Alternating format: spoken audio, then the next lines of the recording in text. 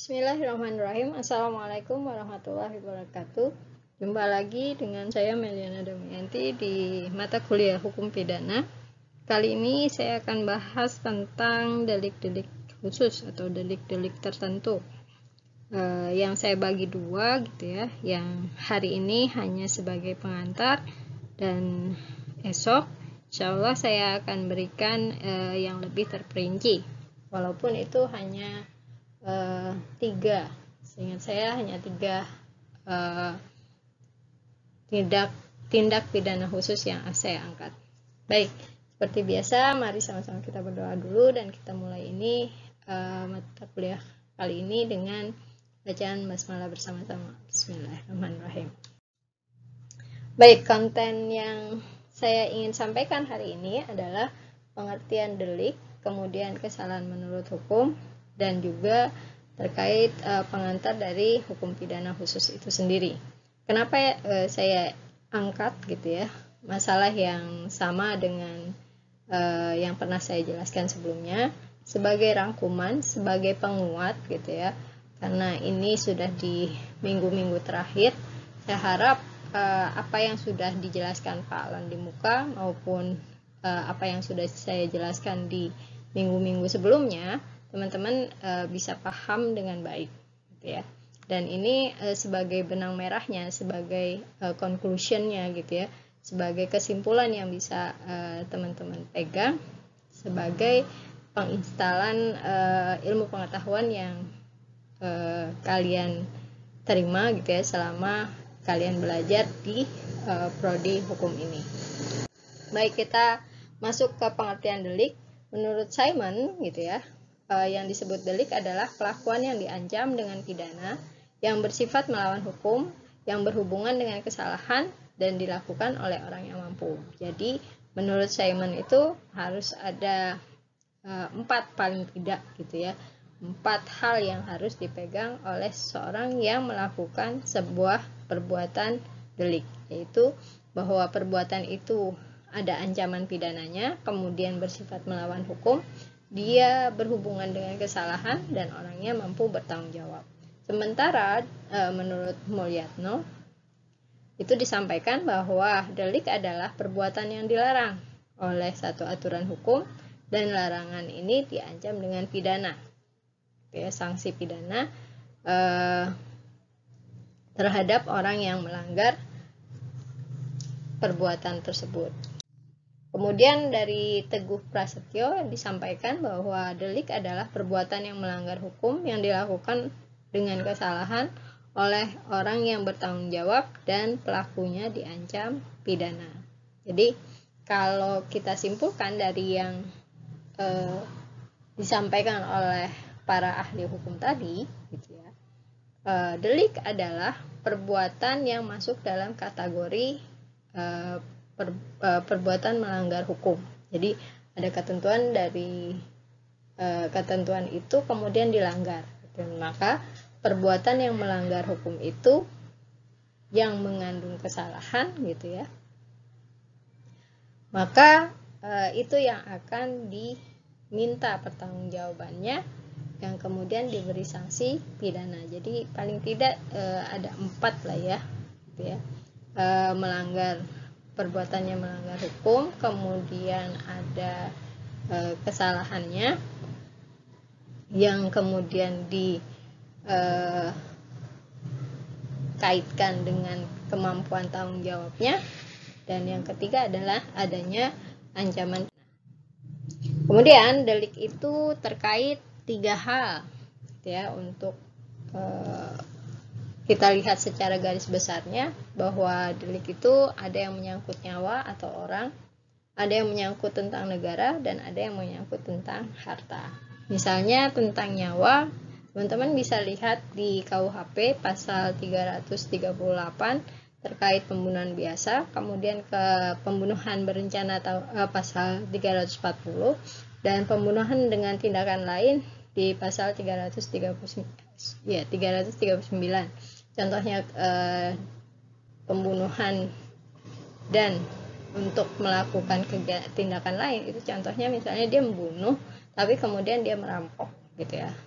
barang-barang korbannya itu diambil, dan misalnya mobilnya, handphonenya, perhiasannya dan sebagainya. Kemudian yang kedua, kategori pembunuhan anak, abortus provocatus, kemudian membunuh diri sendiri, euthanasia, kemudian menolong atau membujuk orang untuk bunuh diri, kemudian bagian dari kejahatan kesusilaan, kemerdekaan maupun kehormatan. Sementara kalau untuk delik negara itu dalam kategori makar dan juga korupsi. Untuk delik harta itu bisa masuk pencurian, pemerasan, penggelapan, penadahan, penipuan, dan juga perusakan. Jadi kalau misalnya ada tetangga kamu nih nggak suka sama kamu, kemudian dia melakukan pengerusakan gitu ya terhadap tanaman yang kalian tanam di kebun kalian gitu ya. Misalnya kalian nanam pisang gitu ya, yang tinggal panen nih pisang kepok gitu ya. Nah, oleh tetangga yang nggak suka ini, ternyata pisang itu yang tinggal beberapa hari matang gitu ya, kan harus nunggu sampai ada salah satu berwarna kuning baru bisa kita petik. Nah, ini masih hijau banget, belum matang banget, tetapi pohonnya itu dipotong separuh, maksudnya tidak sampai jatuh, tetapi tidak bisa hidup dengan baik gitu ya, tidak bisa berkembang dengan baik. Nah, ini masuk dalam pengerusakan gitu ya, atau rumah kita dilempari batu gitu ya, itu masuk dalam pengerusakan gitu ya. Nah, yang kedua tadi kesalahan menurut hukum pidana, yang penting juga untuk diperhatikan unsur kesalahan gitu ya dari sebuah perbuatan yang dilakukan. Harus ada sampai pembuktian gitu ya bahwa kesalahan itu berdampak kepada perbuatan dan akibatnya. Nah, dengan adanya kesalahan, pembuktian dari kesalahan, baru bisa kita mintakan pertanggungjawaban dari orang yang melakukan kejahatan tersebut.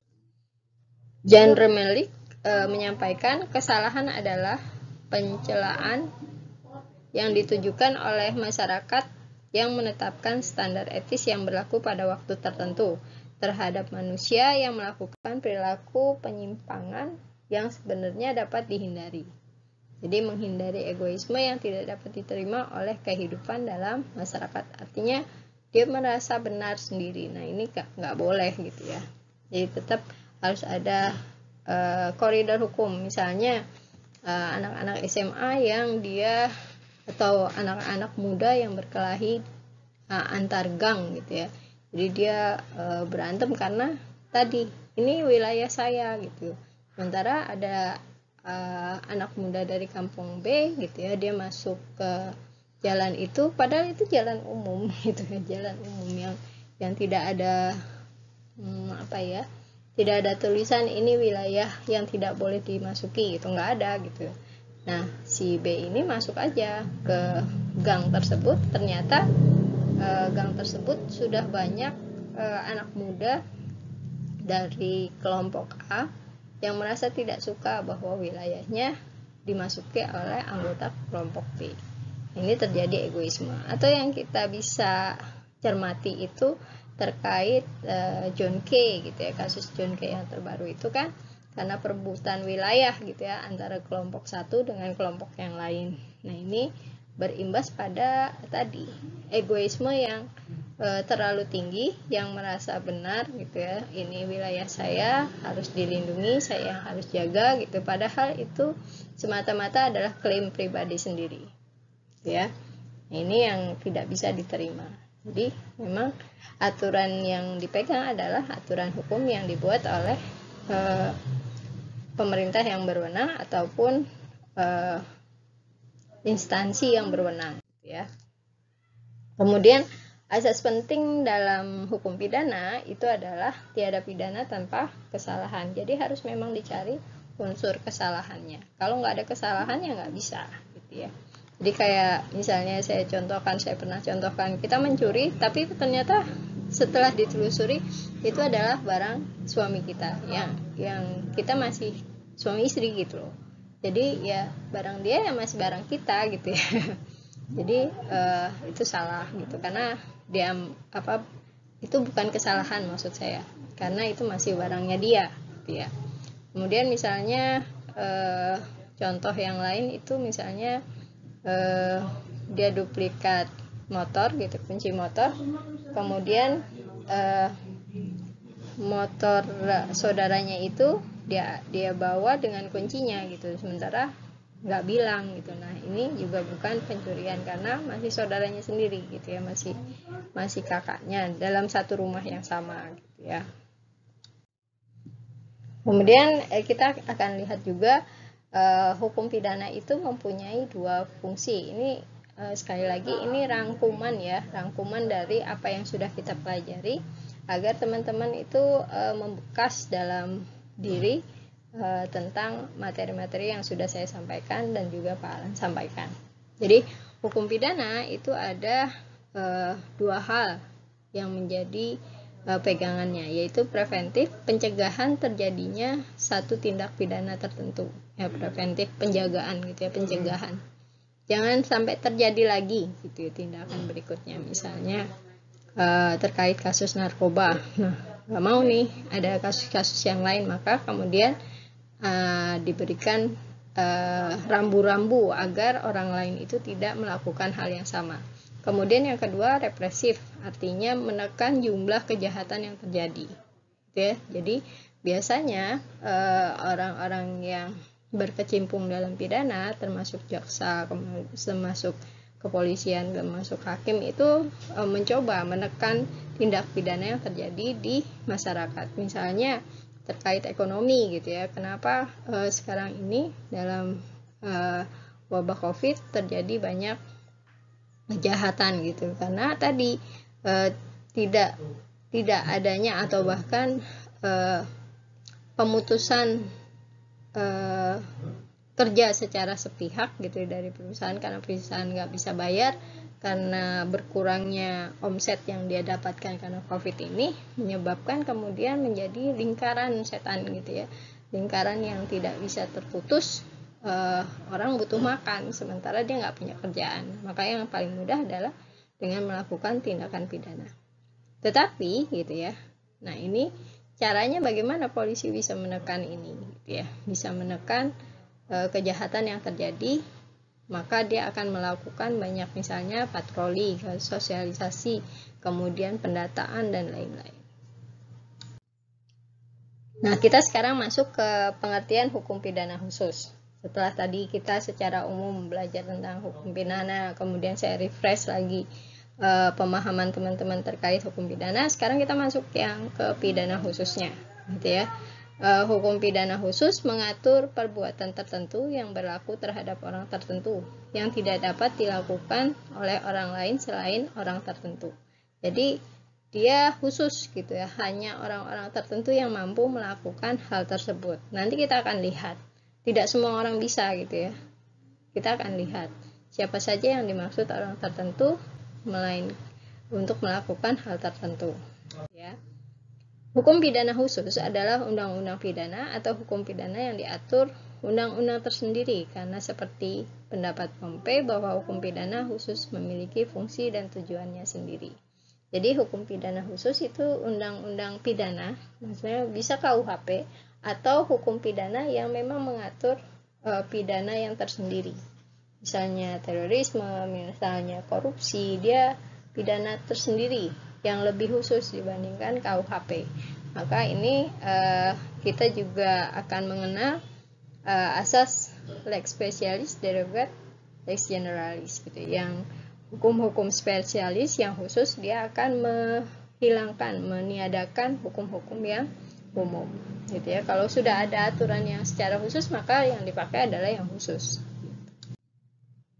Misalnya penyimpangan terhadap hukum administrasi negara, terutama mengenai penyalahgunaan kewenangan. Maka tindak pidana yang menyangkut penyalahgunaan kewenangan ini terdapat dalam perumusan tindak pidana korupsi.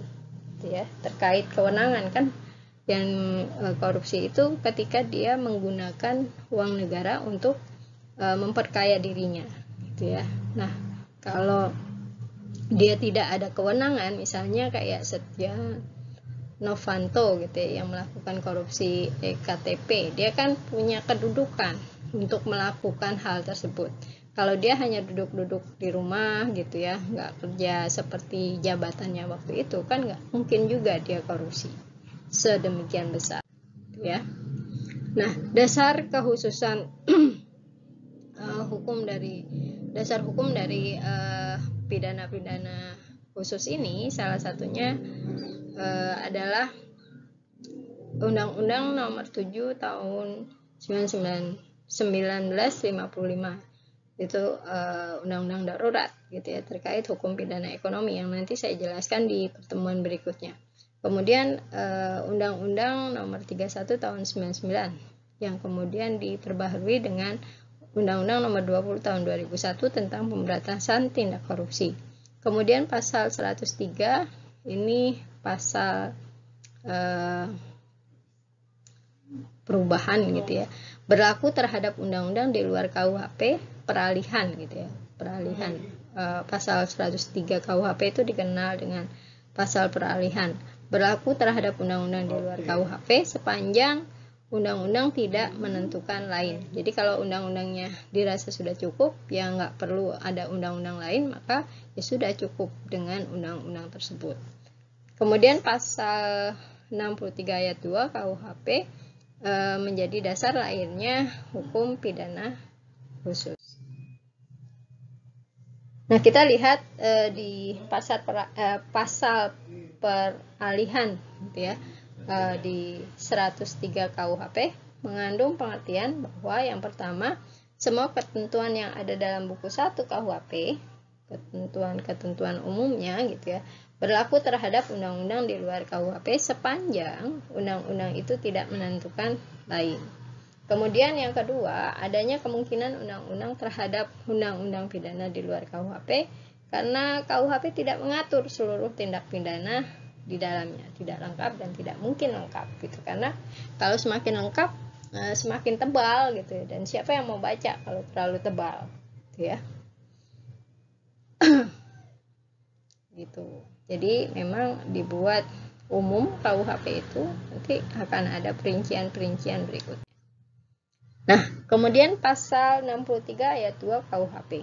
Jika suatu perbuatan dalam satu aturan pidana diatur pula dalam aturan pidana khusus, maka yang hanya khusus itulah yang diterapkan. Tadi ya, lex specialis derogat lex generalis. Nah, tindak pidana khusus itu paling tidak ada dua hal yang penting, yaitu secara substansi, secara isi, dan berlaku untuk siapa tindak pidana khusus tersebut. Ya, kenapa disebut khusus? Yang pertama karena substansinya, yang kedua karena berlaku untuk siapa tindak pidana khusus tersebut. Satu undang-undang dari segi hukum pidana itu harapannya memiliki 4 hal gitu ya. Yang pertama, undang-undang tidak mengatur ketentuan pidana gitu, dalam undang-undang itu tidak mengatur hukum pidananya. Kemudian ada undang-undang yang memuat ketentuan pidana dalam pasal tersebut. Kemudian yang ketiga, undang-undang dengan langsung mengancam pidana tanpa ketentuan pidana, misalnya Undang-Undang Nomor 25 Tahun 2003 tentang pencucian uang. Kemudian ada lagi undang-undang yang memang ada pidananya langsung, yaitu hukum pidana. Begitu kiranya yang ingin saya sampaikan hari ini. Jika ada yang belum dipahami, seperti biasa saya persilahkan teman-teman untuk menyampaikan di ruang YouTube, di ruang forum maksud saya. Kita akhiri dulu. Wassalamualaikum warahmatullahi wabarakatuh.